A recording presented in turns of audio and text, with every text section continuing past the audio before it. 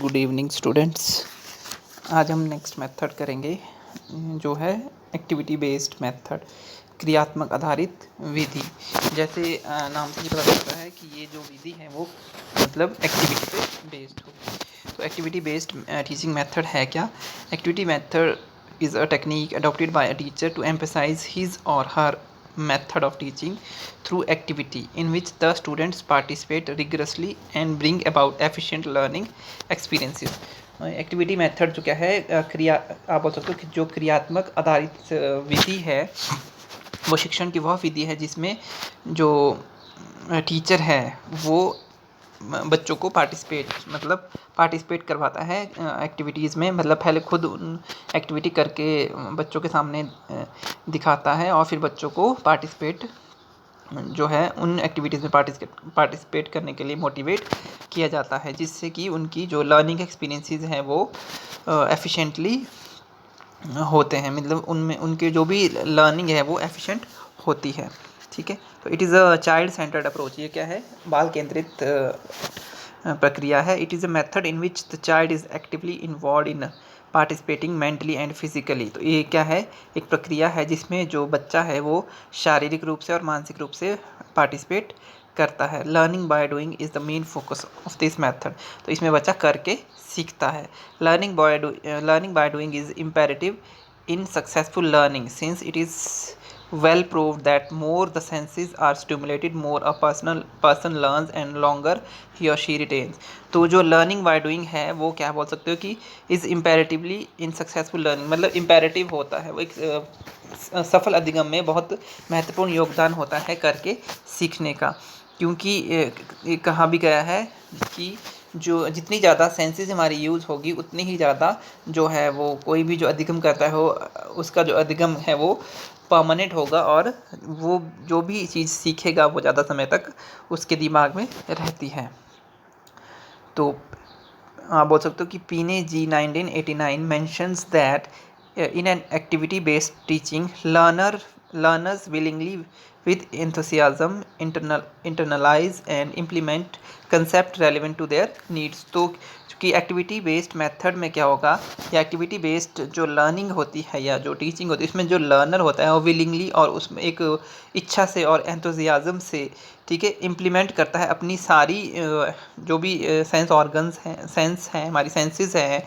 ठीक है, जैसे हम किसी चीज़ को देखते हैं, किसी चीज़ को फील करते हैं, किसी चीज़ को छूते हैं, करके सीखते हैं। तो जो भी रेलिवेंट जो हमारी नीड्स के अकॉर्डिंग, जो हमारे नीड्स से रिलेटेड है, जिससे हमारी नीड्स फुलफ़िल होती हैं थ्रू एक्टिविटीज़, वो हम यूज़ करते हैं। So our understanding on the activity method by now should mean any learning that is carried out with a purpose in a social environment involving physical and mental action। तो क्या बोल सकते हैं हम कि जो क्रियात्मक अधिगम आधारित अधिगम है या क्रियात्मक आधारित विधि है वो या अधिगम विधि है वो ये इस प्रकार की विधि है जो एक सोशल पर्पस से की जाती है, या बोल सकते हो कि एक पर्पस से की जाती है जिसमें सोशल एनवायरनमेंट इंक्लूड होता है और जो फिजिकल और मेंटल एक्टिविटीज़ दोनों को इंक्लूड करती है।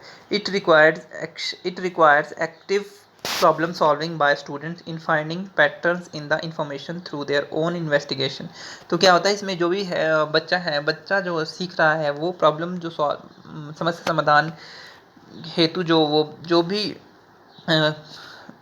क्रियाएं जो करता है, ठीक है, वो अपनी इन्वेस्टिगेशन के अकॉर्डिंग करता है, उनको एनालाइज करता है with continued practice in these processes. और इसमें जो प्रैक्टिस होती है वो कंटिन्यू चलती है। Student learn not the content of the lesson but also develop many other skill. तो इसमें सिर्फ जो बच्चा है वो लेसन के कंटेंट को नहीं सीखता, लेकिन जो बाकी स्किल है उसको भी डेवलप करता है।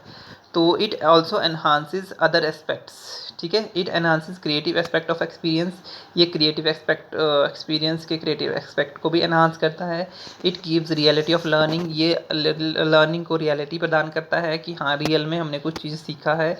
यूजेस ऑल अवेलेबल रिसोर्सेज, जितने भी रिसोर्सेज जो भी प्राप्त आप बोल सकते हो कि पर्याप्त जो स्रोत है उनको प्रयोग किया जाता है, चाहे आप वो फिजिकल ले लो, चाहे जो भी मतलब रिसोर्सेज अवेलेबल है। Provided varied experiences to the student to facilitate the acquisition of knowledge, experience, skill and values. तो जो भी अलग अलग एक्सपीरियंसेस प्रोवाइड होते हैं जिससे कि बच्चा नॉलेज गेन करता है, एक्सपीरियंस गेन करता है, स्किल्स गेन करता है और वैल्यूज़ गेन करता है। Build the student self confidence and develops understanding through work in his और हर group.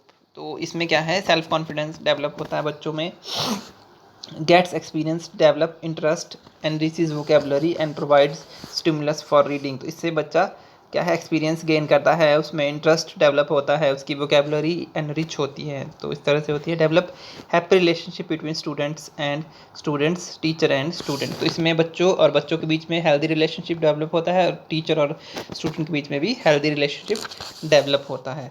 And activity is said to be language of the child. इसको हम बच्चे की भाषा भी बोल सकते हैं। A child who lacks in verbal expression can make up through use of ideas in the activities. तो अगर कोई बच्चा वर्बली किसी चीज़ को एक्सप्रेस नहीं कर सकता है तो वो अपनी क्रिएटिविटी से, एक्टिविटीज़ के थ्रू अपनी जो भी क्रिएटिविटी है उसको दिखा सकता है। Subject of all kind can be taught through this activities. इसमें हर तरह के सब्जेक्ट को पढ़ाया जा सकता है एक्टिविटी के through. Social relation provides opportunity to mix with other. इसमें क्या होता है, बच्चों को जब हम एक्टिविटीज़ देते हैं तो एक ग्रुप टास्क भी दिया जाता है, तो इसमें क्या है, सोशल इंटरेक्शन भी होती है। अब आता है काइंड्स ऑफ एक्टिविटीज़ की। जो एक्टिविटीज़ हैं, जो क्रियाएं हैं, वो कितने तरह की होती है। तो इसमें कुछ एक्सपीरियंस दिए गए आपको बताते हैं। The activities use in this strategies can be generalised under 3 main categories. में 3 होती है, exploratory, gathering knowledge, concept and skill. तो इसमें क्या है, नॉलेज को गैदर करना, ठीक है, कंसेप्ट और स्किल को भी गैदर करना। फिर आता है constructive, getting experiences through creative work. फिर इसमें कुछ चीज़ कंस्ट्रक्ट करना, जिसमें क्या किया जाता है, एक्सपीरियंस गेन किया जाता है क्रिएटिव वर्क से। एक्सप्रेशनल, और इसमें क्या होता है, एक्सप्रेशन, किसी चीज़ को एक्सप्रेस करना, तो इसमें प्रेजेंटेशन से एक्सप्रेस किया जाता है। The activities you could focus on. तो जो एक्टिविटी जिसमें फोकस किया जा सकता है वो है एक्सपीरियंसिंग। तो एक्सपीरियंस कैसे किया जा सकता है, अनुभव कैसे हम कर सकते हैं, watching, observing, comparing, describing, questioning, discussing, investigating, reporting, collecting, selecting, testing, trying, listening, reading, drawing, calculating, imitating, modelling, playing. तो इस तरह से, मतलब इस तरह से हम इन चीज़ों को एक्सपीरियंस कर सकते हैं, देख के, सुन के। फिर आता है मेमोराइजिंग मतलब याद रखना। तो इसमें sequence ordering, finding regularities and pattern. तो इसमें सीक्वेंस ऑर्डरिंग मतलब कि किस तरह से ऑर्डर में रखना है किसी चीज़ को, रेगुलरिटी और पैटर्न को फाइंड आउट करना। Connect with the given knowledge, मतलब दिए गए ज्ञान से उसको कनेक्ट करना। Use different mode of perception and depict. तो ये मेमोराइजिंग में रहेगा। फिर आता है अंडरस्टैंडिंग में, समझने में। Structuring, ordering, classifying. इसमें स्ट्रक्चरिंग देखी जाती है कि किस तरह से स्ट्रक्चर है किसी चीज़ का, ऑर्डर कैसा है, क्लासिफिकेशन, उसको किस तरह से क्लासीफाई किया गया है, किस तरह से कंस्ट्रक्ट किया गया है। फिर सॉल्व कैसे किया गया है, प्लानिंग, प्रिडिक्टिंग, ट्रांसफरिंग, अप्लाइंग। तो इस तरह से ये सारी इसमें लिख सकते हो। क्या था, ऑर्गेनाइजिंग एक्टिविटीज़ की, एक्टिविटीज़ को कैसे ऑर्गेनाइज करना है। The process of organising activities must be based on curricular aims, bringing together the needs, ideas, interest and characteristics of the children with the knowledge, skill, experience and personality of the teacher within a given environment। तो जो process है organising, मतलब जो activities को organise करना है वो किसके ऊपर बेस्ड होनी चाहिए, वो करिकुलर एम के ऊपर बेस्ड होनी चाहिए, जिससे कि बच्चे की नीड्स, उसके आइडियाज़, उसके इंटरेस्ट, उसके कैरेक्टरिस्टिक्स और नॉलेज, स्किल, एक्सपीरियंस, पर्सनैलिटी, एक मतलब विद इन गिवन एनवायरनमेंट उसको क्या है, ऑर्गेनाइज किया जा सके। The content to which the teacher works with students individually और ग्रुप इन और in group affect the relation the teacher has with the each child. The extent to which, इसमें क्या होता है कि किस हद तक एक जो अध्यापक है वो स्टूडेंट के साथ मिल के काम कर रहा है, चाहे वो इंडिविजुअली बोल रहे हो या चाहे ग्रुप में वो काम करता है, तो वो अफेक्ट करता है टीचर और स्टूडेंट के रिलेशन को, ठीक है। अब फिर आता है steps required for effective organisation. कौन कौन से स्टेप्स होते हैं, ठीक है, हमने एक्टिविटीज़ को ऑर्गेनाइज करना है तो कौन कौन से प्लानिंग, सबसे पहले प्लानिंग की जाती है, योजना, फिर ठीक है, प्लानिंग, ठीक है, प्लानिंग मैंने आपको बताया। उसके बाद योजना जो हमने बनाई कि मतलब किस चीज़ को कैसे आपने प्लान करना है, ठीक है। उसके बाद आता है आपका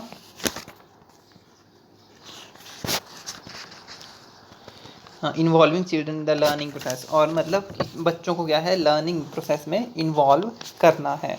फिर आता है for each activity ensure you follow the principle of what, how, with home and what after.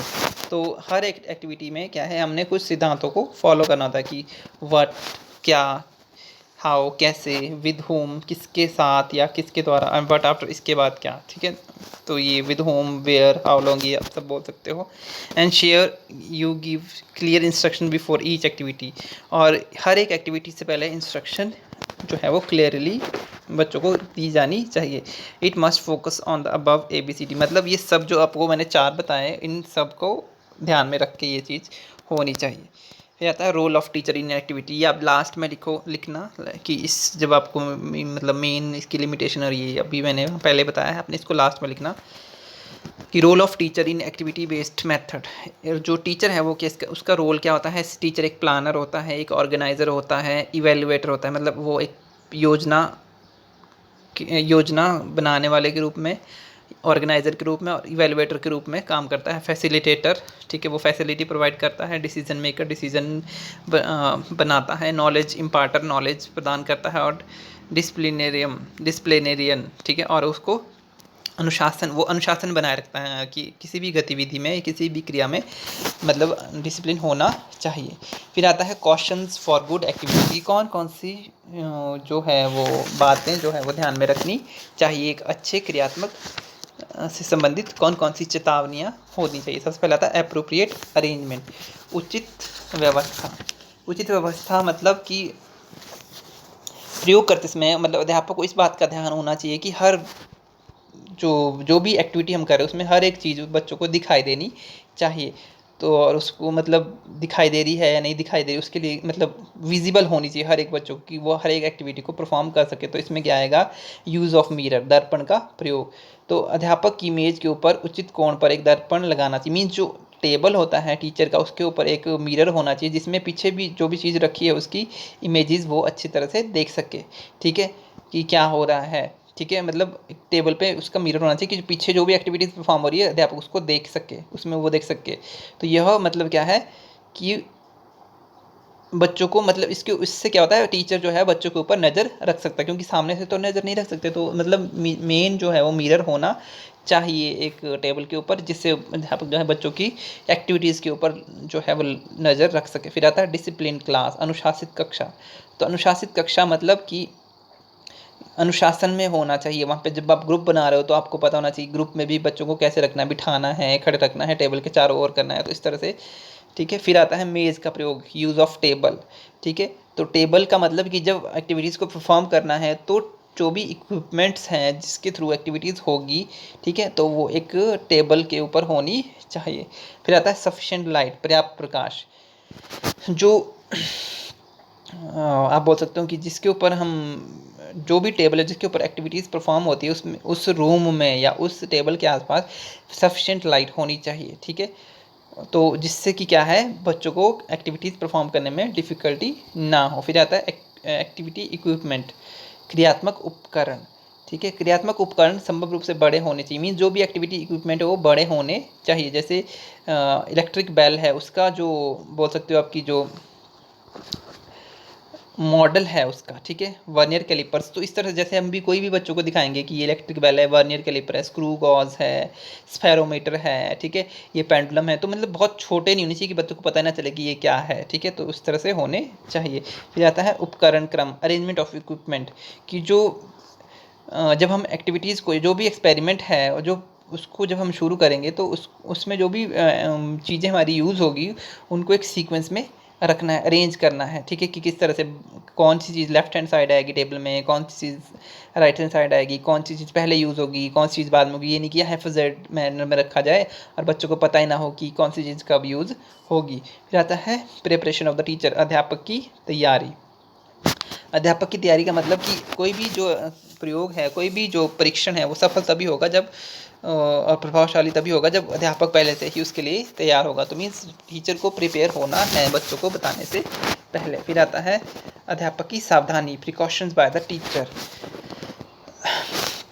तो प्रिकॉशन बाय द टीचर का मतलब कि क्या है, जो टीचर प्रिकॉशन कैसे लेगा कि जब भी बच्चों को एक्सपेरिमेंट करवाना है, एक्टिविटी करवानी है, तो कोई भी जो इक्विपमेंट है वो इस तरह से नहीं लेना है जिसमें एरर हो। जैसे कई बार होता है कि स्फेरोमीटर या आपने देखा होगा स्क्रू गॉज में पहले से ही लीस्ट काउंट में एरर होता है कि वो जो मेन स्केल डिवीजन है और वर्नियर स्केल डिवीजन है, साइंस वाले बच्चों को पता होगा, वो आपस में 10th तक तो वैसे सभी ने पढ़ा है, सभी को पता होगा आपको कि वो नहीं मिलता है, तो बोलते हैं कि इसमें एरर है। तो ये सिस्टम एरर उसको बोला जाता है, या एक्सपेरिमेंट आप बोल सकते हो कि इंस्ट्रूमेंटल एरर उसको बोलते हैं, कि जो इंस्ट्रूमेंट में पहले से ही होता है। तो वो भी देखना है कि अध्यापक को कभी भी अपर्याप्त या त्रुटिपूर्ण जो उपकरण है वो यूज़ नहीं करना है, उसकी शिकायत भी नहीं हो सकता है कि अरे अब तो मतलब उसको बच्चों को एकदम से नहीं बताना है कि ये इसमें त्रुटि है। तो उससे क्या होता है कि कई बार क्या है, बच्चों को उसमें अपनी मतलब बच्चे को खुद पता चल जाता है कि हाँ इसमें एरर है, बच्चा बोल देता है कि ये हमारा नहीं मिल रहा है तो इसमें एरर हो सकता है, तो आगे पीछे अपनी मतलब क्रिएटिविटी वहाँ पे वो दिखा सकता है। फिर आता है साधारण वस्तुओं का प्रयोग, यूज़ ऑफ कॉमन मटेरियल। जो भी कॉमन मटेरियल्स हैं जिससे ठीक है, प्रयोगों का संबंध उन साधारण वस्तुओं से होना चाहिए जिन्हें विद्यार्थी अपने दैनिक जीवन में प्रयोग कर सकते हैं। मतलब कॉमन मटेरियल्स वो यूज़ होने चाहिए जिसको बच्चा अपनी डेली लाइफ में यूज़ कर सके। फिर आता है स्टूडेंट कोऑपरेशन, विद्यार्थी सहयोगी। तो इसमें जैसे पता चला एक्टिविटीज़ तभी सक्सेसफुल होगी जब इसमें कोऑपरेशन होगा स्टूडेंट का एज वेल एज टीचर का। फिर आता है टू डेवलप इंटरेस्ट, रुचि उत्पन्न करना। तो बच्चों में आपने इंटरेस्ट पैदा करना है। टीचर का मेन फोकस क्या होता है कि बच्चों को किसी भी कार्य के लिए उसके मन में रुचि पैदा करना, इंटरेस्ट पैदा करना। तो वो तभी आएगी जब उसके एक एक्सपेरिमेंट को करने के आप डिफरेंट तरीके बता सकते हो, ठीक है, भिन्न तरीके अपना सकते हो किसी भी उसको मतलब बताने के लिए कि इस तरह से हो सकता है, इस तरह से आप कर सकते हो एक्सपेरिमेंट को, या इस तरह से कोई भी एक्टिविटी कर सकते हो। फिर आता है इफेक्ट ऑफ सीजन, मौसम का प्रभाव। तो समय और मौसम का भी इसमें ध्यान होना चाहिए, क्योंकि कभी कभी उपकरणों पे मौसम का भी प्रभाव पड़ता है। जैसे घर्षण विद्युत के प्रयोग बारिश के मौसम में भी नहीं करना चाहिए। जैसे जो मतलब जैसे हम बोल सकते हैं कि इलेक्ट्रिसिटी वाले एक्सपेरिमेंट हमें बारिश वाले मौसम में नहीं करने चाहिए। बर्फ़ के साथ प्रयोग करने के लिए गर्मी का मौसम, अगर हमने कोई चीज़ आइस वाली चीज़ों के साथ एक्सपेरिमेंट करना है तो उसके लिए गर्मी वाला मौसम सूटेबल होता है। तो इस तरह से जैसे वाइट फॉस्फोरस है उसको ठंडे मौसम में सुरक्षित रूप से प्रयोग किया जा सकता है। तो मतलब कि कब हमने क्या यूज़ करना है ये भी डिपेंड करता है ऑन द सीज़न। तो इफेक्ट ऑफ सीज़न ये है। फिर आता है यूज़ ऑफ टीचिंग एड्स।